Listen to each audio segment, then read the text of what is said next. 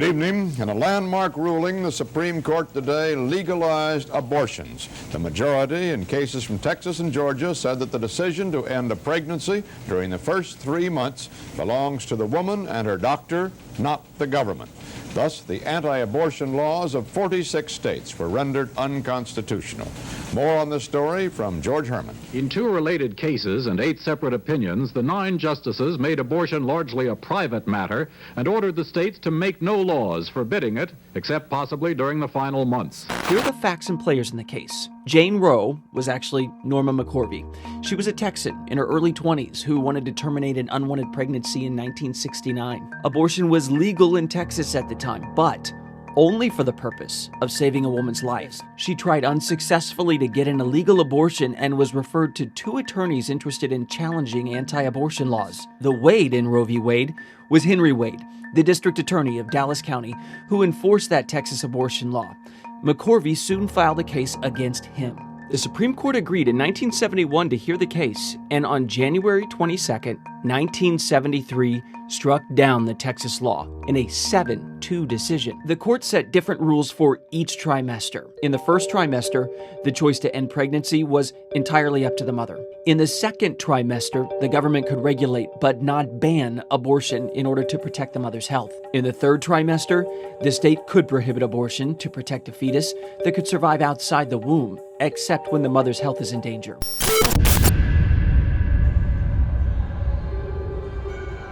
Sweeping ruling that overturned a half a century of precedents, 5 justices ended the right of American women to choose abortion under the Constitution.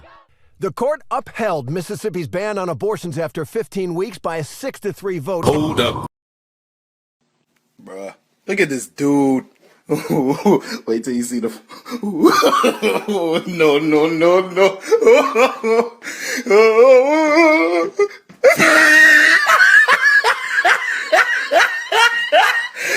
Look at the top of his head.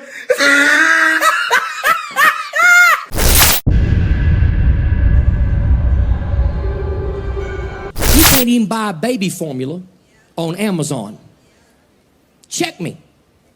You can check me while I'm preaching. Try to buy some Infamil, see if you can. But there's truckloads of it down on the border.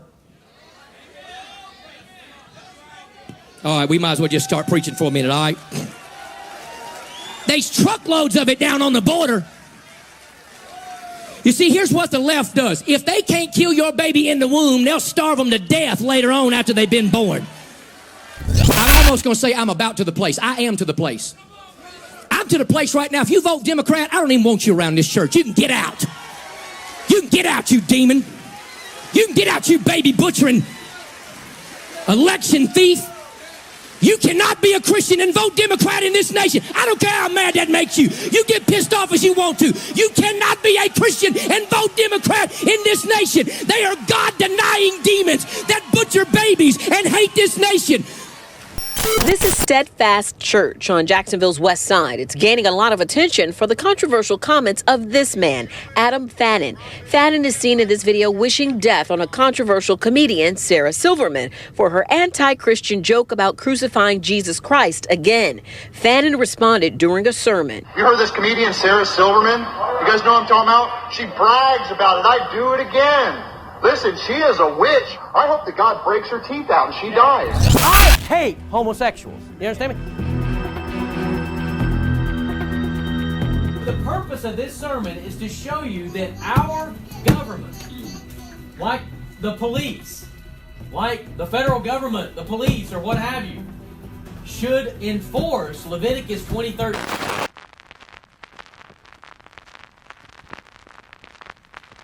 The United States government or local government, Knox County government, Tennessee government, should put murderers to death. Right. Should put rapists to death. Amen. Should put kidnappers to death. Amen. Should put adulterers to death. Amen. Should put sodomites to death. Amen.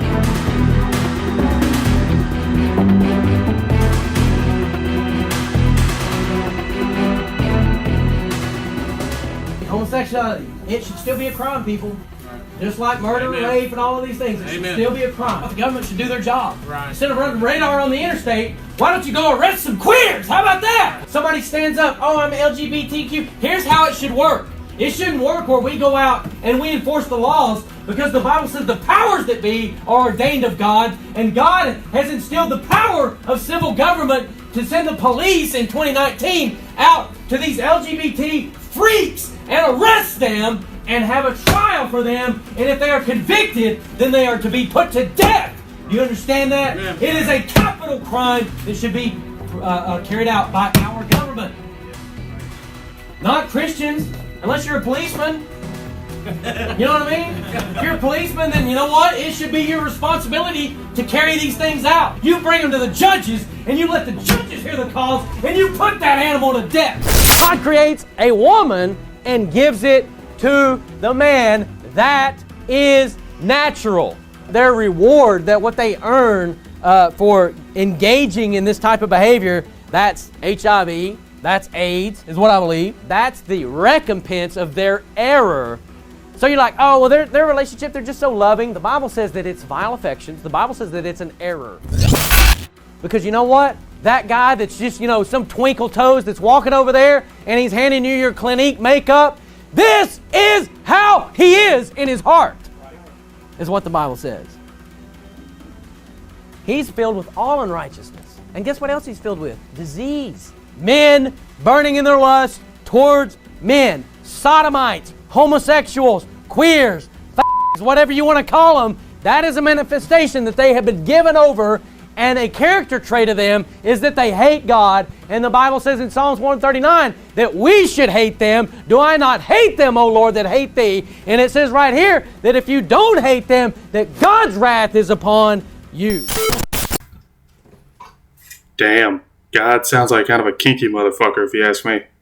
Anyway, before you is the most primitive court in America, and recently they have put a Bronze Age fairy tale over basic human decency by overturning Roe V Wade in the name of the sanctity of life. That's kind of fun how we've gotten to this point, isn't it? Your politicians do not represent you and would rather lie to you about how they believe in a Bronze Age myth and enforcing the laws of said Bronze Age myth than treating you with basic human decency. I love living in America because we can now put our imaginary friends over what's right and what's wrong. If I took a hit of weed every time these motherfuckers mentioned the sanctity of life, I would be the first man in human history to overdose on marijuana. And then these motherfuckers will always say, put it up for adoption, but not help you improve the systems for putting it up for adoption. And then you'll accidentally get pregnant, and then they won't do anything to help you. Even if you did put it up for adoption, I'm going to go just as emotional as conservatives are too, because apparently that's okay. Even if you did put it up for adoption, you'd be subjecting that kid to a lifetime of trauma going in and out of different foster homes, knowing that its mother never wanted it. How would you feel knowing your very existence was only because some man raped your mother, and now you have to live in an orphanage all your life? Basically, my point here is, I love how conservatives will manipulate you into putting a baby up for adoption, and then they won't do anything to help that foster baby. To show you I'm not over-exaggerating the whole sanctity of life thing, let's hear from a couple state governors. First, let's hear from Kay Ivey. Kay Ivey, when she passed her abortion ban, tweeted, "Today I signed into life the Alabama Human Life. To this bill's many supporters, this legislation stands as a powerful testament to Alabamians' deeply held belief that every life is precious and that every life is a sacred gift from God." Does nobody see this blatant fucking manipulation? Texas Governor Greg Abbott, yes, I'm sorry, you have to hear Greg Abbott's words. The U.S. Supreme Court correctly overturned Roe v. Wade and reinstated the rights of states to protect innocent unborn children. Texas is a pro-life state, and we have taken significant action to protect the sanctity of life. The Facts Don't Care About Your Feelings Party uses nothing but goddamn feelings on this issue. Florida Governor Ron DeSantis argued the exact same thing. I'm so sorry, you have to hear from Ron DeSantis. House Bill 5 protects babies in the womb who have beating hearts, who can move, who can taste, no they can't, who can see, no they can't, and who can feel pain. No, they can't. Does nobody else see this fucking manipulation? And then here he goes with the life is a sacred gift worthy of our protection. If life is a sacred gift worthy of your protection, you need to actually fucking protect it! Why the fuck does the greatest country on earth not give a fuck about its people? If we are the greatest country on earth, we should be among the most united of civilizations. We should be the most united civilization. But no, we're all screaming at each other.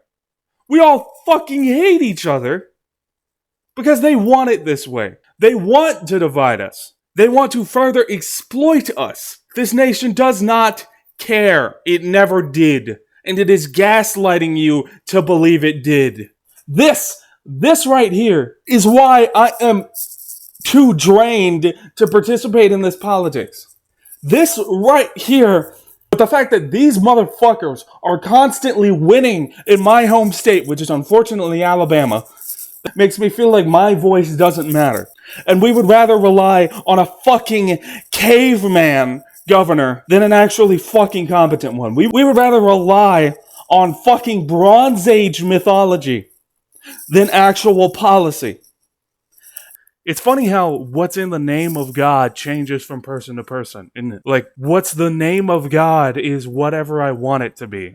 These days I feel like illegalizing pineapple pizza could be declared the name of God in my eyes, and I could take this shit to the Supreme Court. That's how fucking gullible this conservative base is. You could tell these motherfuckers anything, and they'd believe it's true. You could tell these motherfuckers Trump fought in the fucking wars on the moon or some shit, and they'd be like, damn right he did. This is reason number 11 million why all public practice of theistic religion needs to be outlawed. Theistic religion in general has caused almost nothing but detriment for society as a whole. It provides you with a false view of reality. It provides you with a view of the world that you have no evidence to prove. This right here, this is a hill I'm willing to die on. All theistic religion needs to be outlawed. This is one of the most toxic movements in human history. Now, I know there's going to be Christian white knights in my fucking audience like, oh, Adam, not all Christians, not all Christians. Yes, all of you. You know the saying about a few bad apples, right?